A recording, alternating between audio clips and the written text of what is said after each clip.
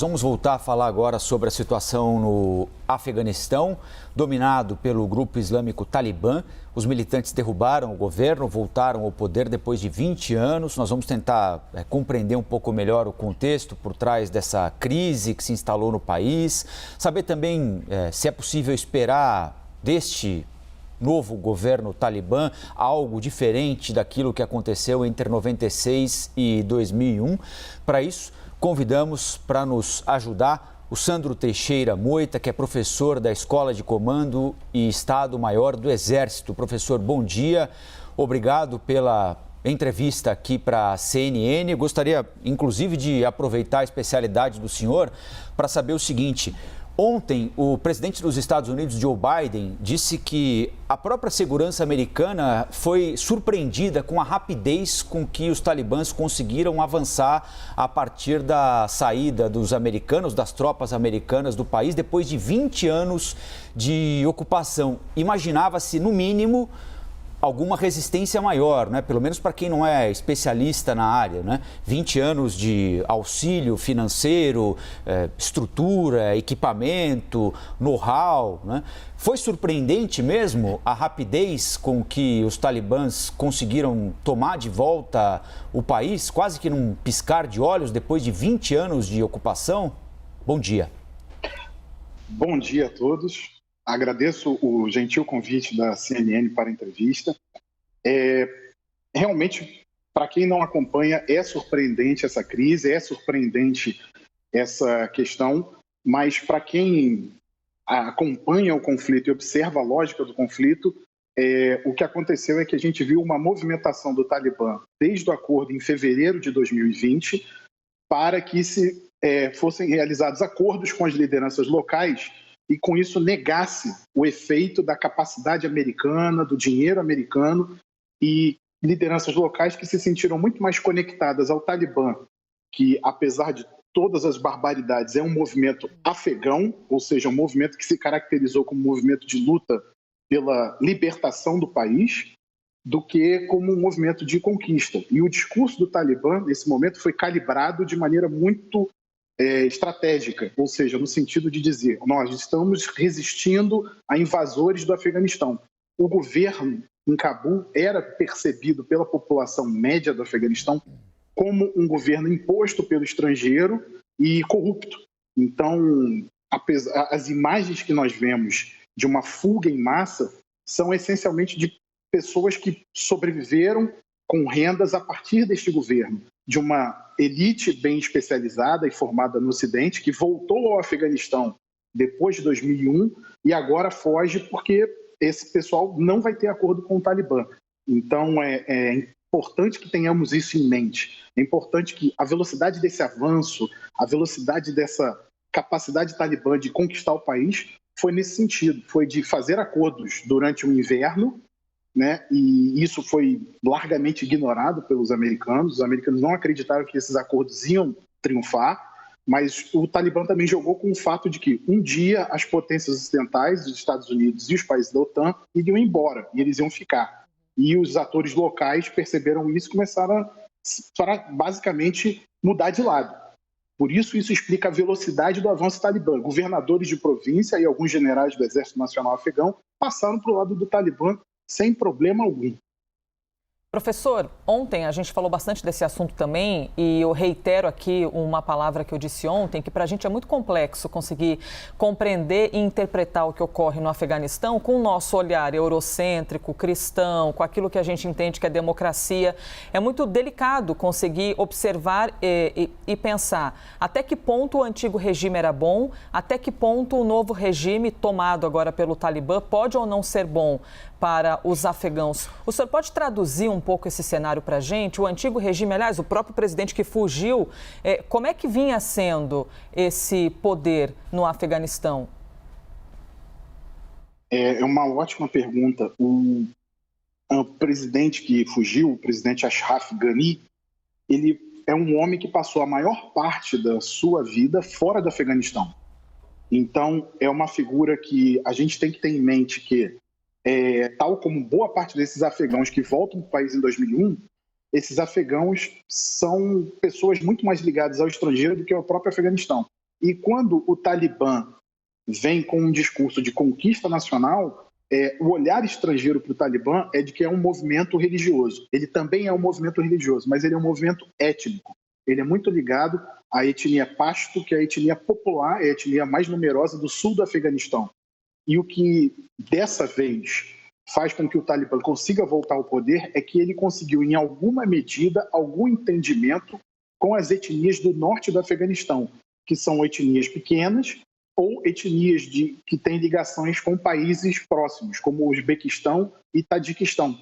Então, a última resistência ao governo talibã não foi em Cabul, foi em Mazar-e-Sharif, onde os beques afegãos resistiram ao Talibã, só que diante do poder do Talibã e cercados, eles simplesmente fizeram um acordo com o Talibã de passagem para a fronteira do Uzbequistão e o Talibã respeitou esse acordo.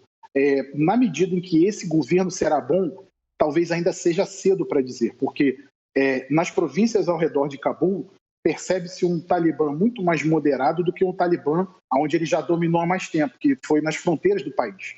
Que isso é uma outra coisa que é interessante se perceber. As primeiras províncias que o Talibã dominou completamente foram as províncias de fronteira do país, onde ele tomou o controle de todos os postos fronteiriços, não só para fechar o país e enfraquecer o governo, mas também para absorver rendas e recursos dessa taxação de fronteira e por aí segue. Então, esse governo do Talibã para a população afegã talvez ainda seja cedo. O que a gente deve ter em mente é que o Talibã de 2021 não é o Talibã de 2001. É um Talibã que fez um acordo com os Estados Unidos em Doha, é um Talibã que recebe o embaixador da China, é um Talibã que recebe o embaixador da Rússia. Então, é possível sim que eles sejam mais interessados em estabelecer uma estrutura de governança, embora com uma visão extremamente radical. Vale lembrar que 80% da sociedade afegã é analfabeta.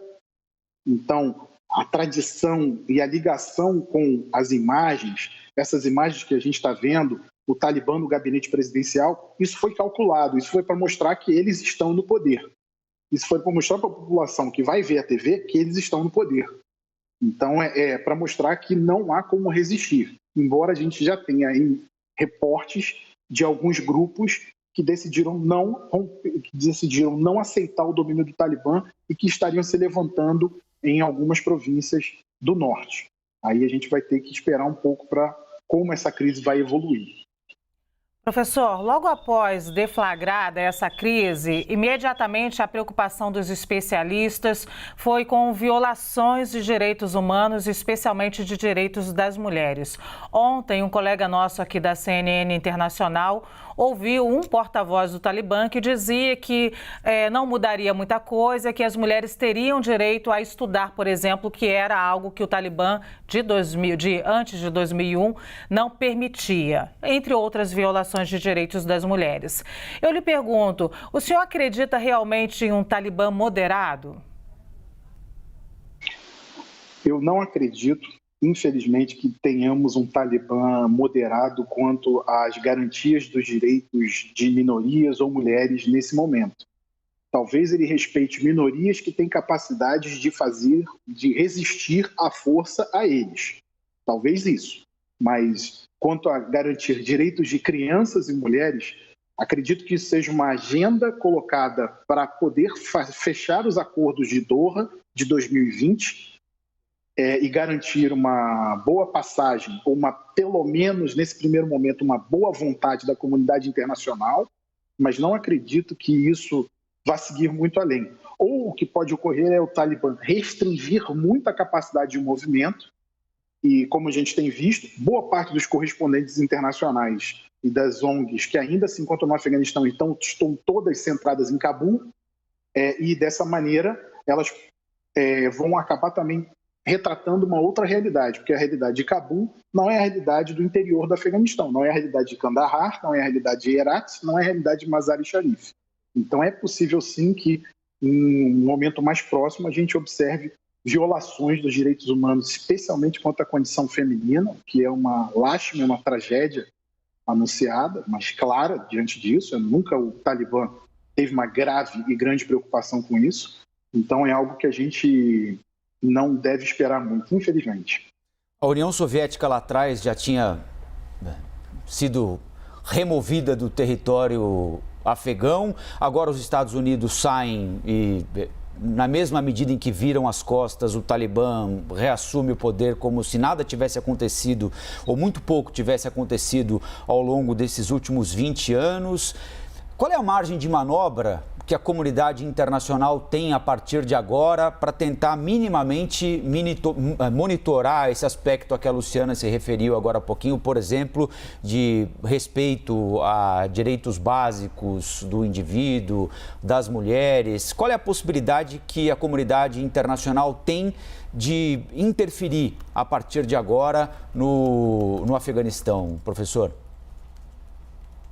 Bem, é uma ótima pergunta, porque se não foi pela força, como vai ser agora? E o que a gente percebe é que nós teremos o uso de outros instrumentos, muito provavelmente em pouco tempo, se o Talibã demonstrar aquilo que seja julgado um mau comportamento frente a garantias de direitos, garantias de respeitabilidade de normas internacionais por parte do Talibã, veremos a comunidade internacional muito provavelmente sancionar, muito provavelmente impedir, não fornecer ajuda econômica e outros instrumentos de pressão sobre o Talibã. Uma coisa também que o Talibã aprendeu, e por isso eu digo que o Talibã de 2021 não é o Talibã de 2001, é que ele foi derrubado mediante uma ação externa. Mas em 2001 foi muito mais uma ação externa em apoio a grupos de afegãos descontentes com o domínio talibã. Então, dessa vez, eu acho que o Talibã ele percebe que ele não pode apertar muito a sociedade afegã, porque senão ele pode criar movimentos de descontentes que podem muito bem ser apoiados por atores externos. O próprio fato de que ontem já houve uma reunião do Conselho de Segurança da ONU, no qual, embora de certa maneira, adversárias na busca pela hegemonia global, Estados Unidos, Rússia e China tenham acertado um diálogo no sentido de que o Talibã precisa ser pressionado a demonstrar garantias de que vai respeitar esses direitos, esses processos da comunidade internacional, né, e que não vai complicar a situação de segurança global, nos aponta o caminho que podemos ver aí, como esse Talibã poderá ser moderado por ação externa, não por ação interna, mas que também pode mostrar como o Talibã tem interesse em criar um Estado.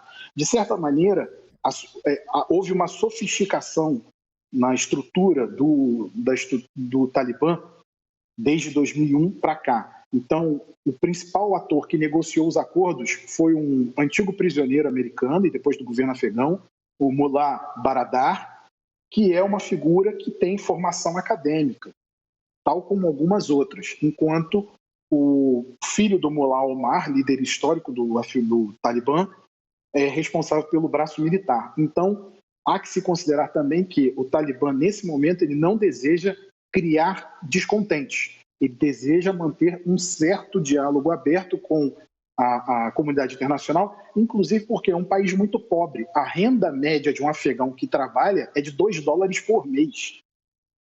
Isso é muita falta de recursos. Então, obviamente que esse país tem uma economia extremamente dependente da ajuda internacional e o Talibã deve ter interesse em manter esse fluxo de recursos chegando. Só que para aceitar esses recursos, mesmo que sejam recursos que venham de China, que venham de Rússia ou que venham dos próprios Estados Unidos, eles terão de aceitar uma série de garantias para que esse recurso venha. Então, muito provavelmente, a comunidade internacional deve pressionar através de sanções.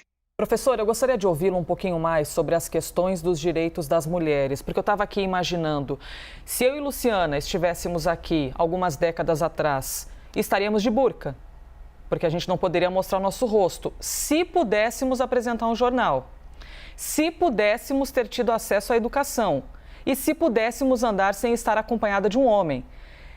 É algo absolutamente inimaginável para o que a gente está habituado.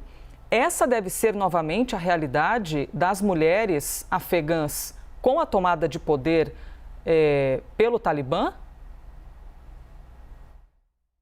É uma ótima pergunta. Ontem eu recebi uma informação a respeito de uma professora da Universidade de Cabul que escreveu uma carta de despedida para os seus alunos, porque ela vai ter que voltar para casa, que ela já foi abordada pelo Talibã. Ela não foi abordada com violência, mas ela foi convidada a ir para casa. O que a gente pode pensar no Talibã de 2021 em questão das mulheres é que, muito provavelmente, haverá uma camada de acomodação, ou seja, talvez haja acesso à educação, talvez haja algum acesso a alguns direitos, mas não o acesso que as mulheres têm nas sociedades ocidentais. É mais provável que elas estejam numa posição parecida com o que as mulheres enfrentam na Arábia Saudita. E eu acredito que isso vai ser o tom das negociações em Doha. Alguns direitos, não todos os direitos. Novamente, repito, é uma grande tragédia, mas, infelizmente, é esse quadro. Infelizmente, é isso. E você levantou a questão das mulheres, mas a gente também tem que pensar na questão das crianças, porque o acesso à educação também não será garantido a todas as crianças. Algumas etnias menores também sofrerão isso.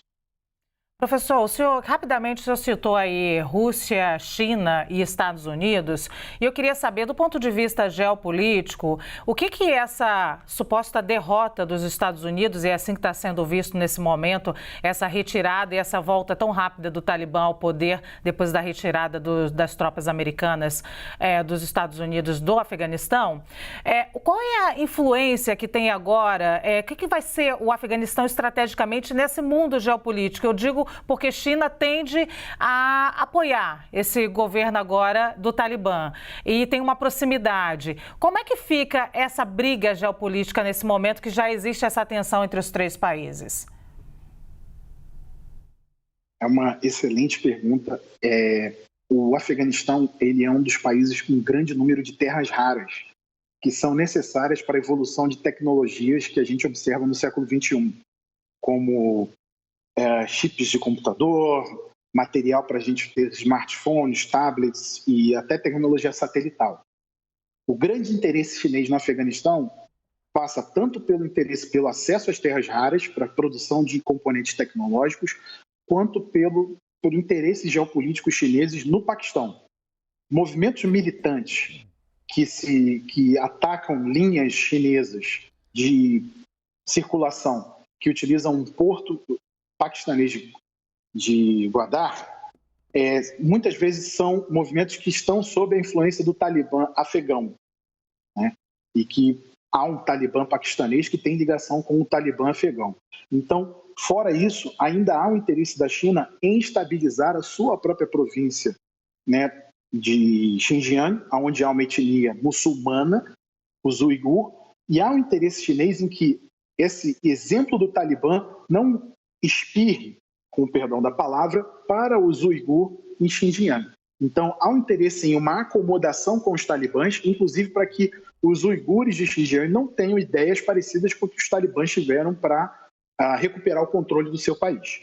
Então, nesse sentido, o Afeganistão ele dá uma série de novas cartas na geopolítica internacional.